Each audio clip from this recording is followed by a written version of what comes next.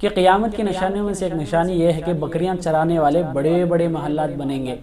آج دنیا میں سب سے بڑی جو عمارت ہے برج خلیفہ، یہ بکریاں چرانے والے، ان کا خاندان جو ان کے باپ دادا کا خاندان بکریاں چرانے والے تھے۔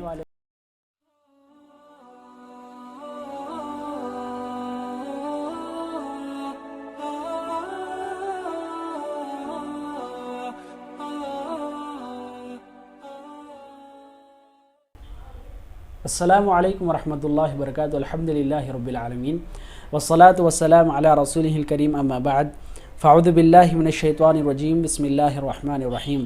ان الساعة لآتیۃ لا ریب فیہا ولکن اکثر الناس لا یؤمنون۔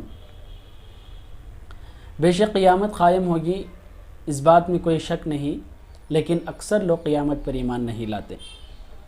علامات قیامت میں سے 21ویں علامت جو اللہ کے رسول صلی اللہ علیہ وسلم نے حدیث میں بیان کی ہیں، وہ یہ ہے کہ جیسا کہ ابو ہریرہ رضی اللہ عنہ کی حدیث موجود ہے، ابن ماجہ میں حدیث موجود ہے، اللہ کے رسول صلی اللہ علیہ وسلم نے کہا کہ لا تقوم الساعة حتى يفيض المال وتظهر الفتن ويكثر الحرج۔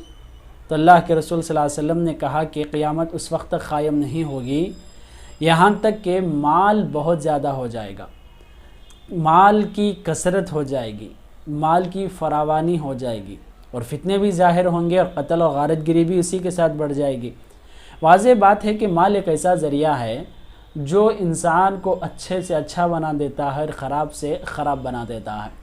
مال ایک ایسا ذریعہ ہے جس کے ذریعے انسان جہاں پر جتنے اچھے کام کر سکتا ہے وہاں پر اتنے ہی برے کاموں کی بھی لسٹ موجود ہے۔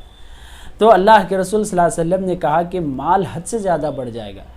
اس سے پہلے کے ویڈیو میں جو 20ویں علامت پڑھی تھی اس میں تجارت بہت زیادہ ہو جائے گی، تو یہی چیز اس علامت سے جڑ کر ہے کہ جب تجارت بڑھے گی خود بخود مال بڑھے گا، جہاں پر لوگوں کی تعداد بڑھے گی اور وہاں پر باقاعدہ مال کا لینا دینا بھی زیادہ بڑھ جائے گا۔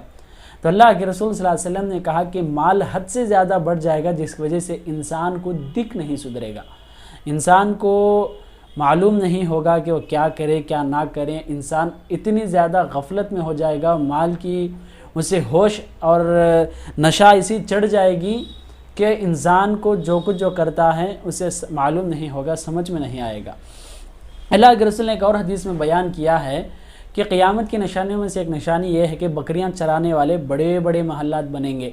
آج دنیا میں سب سے بڑی جو عمارت ہے برج خلیفہ، یہ بکریاں چرانے والے، ان کا خاندان جو ان کے باپ دادا کا خاندان بکریاں چرانے والے تھے۔ جو عرب میں آج اگر ہم دیکھیں گے تو جس طرح دنیا میں مشہور عمارتیں ہیں یہیں پر موجود ہیں، جو بڑی بڑی عمارتیں ہیں۔ اور اگر ہم بات کریں گے تو کعبے، جو کہ کعبہ ہے، اور اسے کعبے سے جڑ کر جو واچ ہے وہ بھی بہت بڑی عمارت ہے، بہت بڑی ہوٹل ہے۔ اس طرح بہت بڑی بڑی عمارتیں بکریاں چرانے والے بنیں گے، ننگے پیر والے بنائیں گے، تو یہ نشانی واضح ہو چکی ہے، ہم دیکھ چکے ہیں۔ اور اللہ کے رسول نے ایک اور حدیث میں کہا کہ صدقہ قیامت کے سامنے مال کی فراوانی ایسی ہوگی کہ صدقہ لینے والے کوئی نہیں ہوں گے، لوگ اپنے زکوٰۃ کے مال کو، اپنے صدقے کے مال کو لے کر لوگوں کے درمیان ڈھونڈیں گے، اس کے باوجود بھی کوئی لینے والا نہیں ہوگا۔ اس طرح مال کی کثرت ہوگی، اس طرح لوگوں کی نگاہ میں مال گھٹ جائے گا۔ اور اسی طرح اللہ کے رسول صلی اللہ علیہ وسلم نے ایک اور حدیث میں کہا کہ قیامت کے سامنے مال کی فراوانی کی اور قیامت کے فتنوں میں سے اس کا ایک فتنہ، ایک علامت یہ ہے کہ مال بڑھنے کا جو ذریعہ ہے، زمین اپنے اندر سے جو کچھ بھی خزانے رکھی ہے وہ تمام خزانوں کو باہر اگل دے گی۔ اللہ کے رسول صلی اللہ علیہ وسلم نے حدیث میں کہا کہ تقی الارض افلاد کبدھا، کہ زمین جو کچھ بھی خزانے اس کے اندر پوشیدہ ہیں سارے خزانوں کو باہر انگل دے گی، خے کر دے گی۔ امثال استوان من الذهب والفضہ، اور جو سونا اور چاندی جو کچھ بھی ستونوں کے مانند بڑے بڑے ڈھلے اور بڑے بڑے پہاڑوں کے مانند ان کے پتھر ہوں گے، جیسا زمین اسے باہر انگل دے گی۔ اور اسی کے متعلق اللہ تبارک و تعالیٰ بھی سورۃ الزلزال میں کہا کہ زمین اپنے جو کچھ بھی اندر کے خزانے ہیں سب ظاہر کر دے گی۔ یہ قیامت کی بہت بڑی نشانی ہے جو اللہ تبارک و تعالیٰ نے بھی بیان کیا ہے۔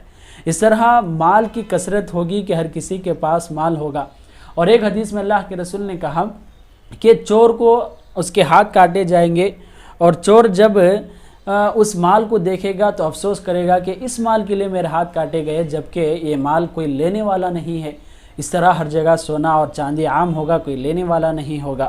اگر ہم قیامت کی نشانی کو اپنے ماحول میں دیکھیں گے، اللہ کے رسول صلی اللہ علیہ وسلم کی تاریخ، ان کے دور کے بارے میں جب ہم پڑھیں گے تو اس میں یہ معلوم ہوتا ہے کہ اکثر لوگ بھوکے رہتے تھے، اور بہت کم لوگ دن بھر کا کھانا یا اپنے پیٹ بھر کھایا کرتے تھے، اکثر لوگ بھوکے رہتے تھے۔